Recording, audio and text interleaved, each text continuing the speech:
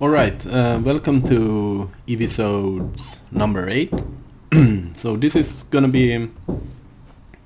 We are in actually week 2, I think, screen space reflections. But what I've seen added to the nightly builds are transparency, so we're gonna check that one out. So basically there's gonna be a second video, I don't know when, but when Refraction is in, it's gonna be like a 2-stage rockets, this video. Because I'm gonna show you transparency now, but transparency in itself isn't that super cool. It's like the transparency shader in cycles. It's not that super realistic, but it's combined with other shaders. It's that's when it shines. So I'm gonna keep this video really short. Firstly of all, like 10 minutes. So yeah. I've been reading up about OpenGL and transparency and some of the problems that can occur, especially if you, in this example, in like 2D and stuff like that. We don't have that problem in Blender because I guess the 3D depth sorting is fixing that. Actually, this is Suzanne. Cool. So yeah.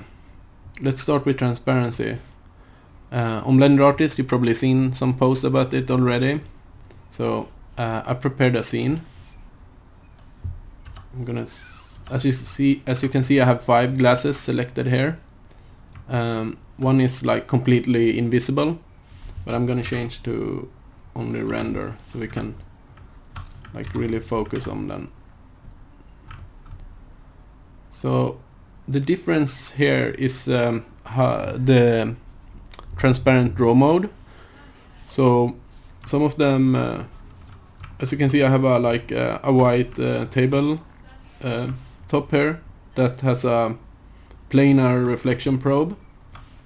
So all these spheres that I have to just check the transparency effect, they appear in the reflection of this tabletop.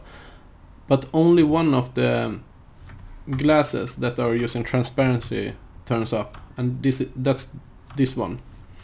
So let's check that one out. First of all, I can show you how to do it if you haven't read the Blender Artist thread. So here I have a wine glass.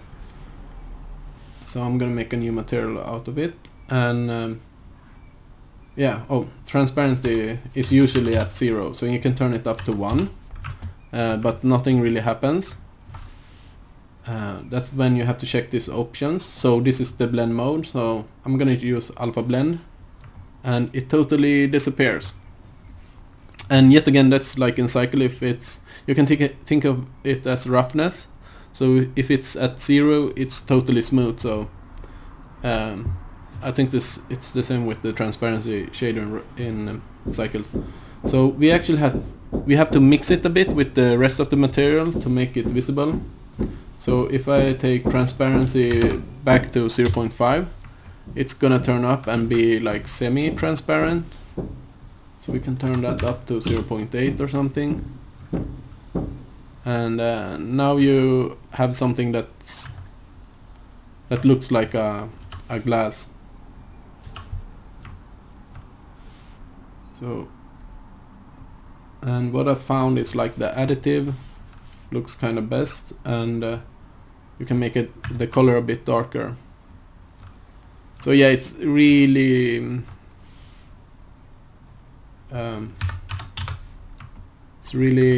like faint now.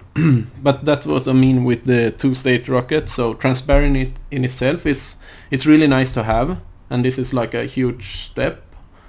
And it's gonna help out a lot when you're doing like scenes in Eevee. But the one thing that's gonna take it to the next level is when we have refraction in, because then we're gonna have like how the light is distorted, or the we can say light. It's not actually like it's not like in cycles that it's path tracing, but we're gonna see like the environment texture getting distorted here where the glass is thicker and stuff. So at the moment it looks kind of like PlayStation 1. It's really PlayStation 1 graphics, or it's better than that, but it's just transparent pixel actually. So this one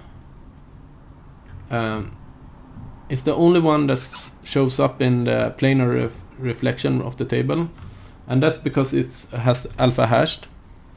And if you hover above it, it says that use noise to deter the binary visibility, works well with multi-samples.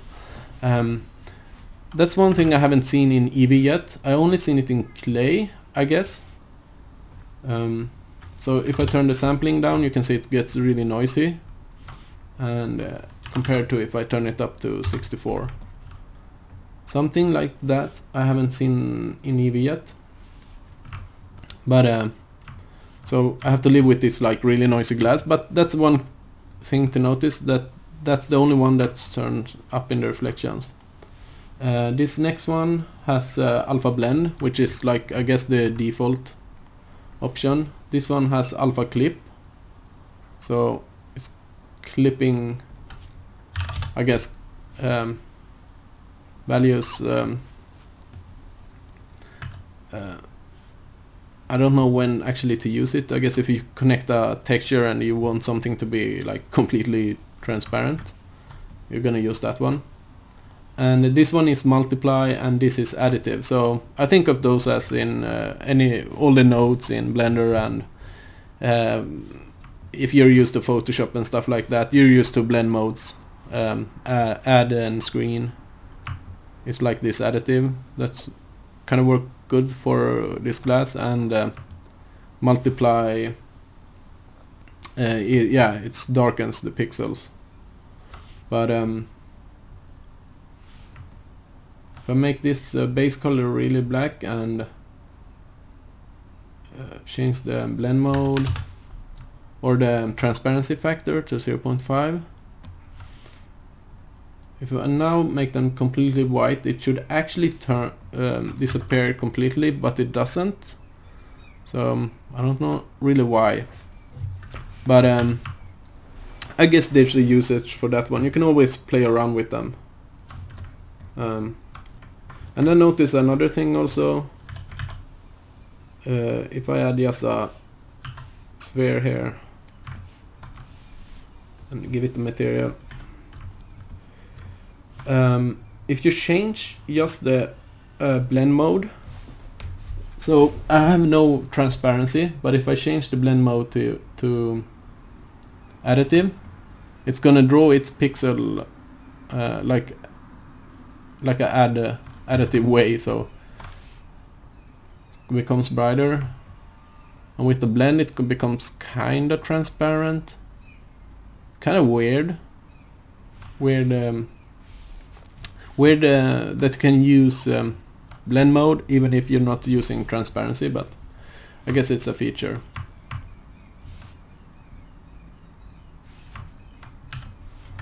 So anyway, as I said, it's gonna be a two-stage rocket. I'm gonna wait. The next video is probably gonna be cooler when refraction is in, because we're gonna basically go from like this to this. Not exactly this kind of level of graphic, but as you can see, as soon as you get refractions, stuff like normal maps gonna have a greater effect, because if you think you had like a plane of a window, like in this analysis of Doom 3, I think, yeah. So if you have a window plane, and with normal map and refraction, as you move the view, you're gonna see the other side kind of distorted and stuff like that. So we can just wait and hope. But yeah, so that's basically it. I'm probably gonna make a new video as soon as refraction is in. So bye.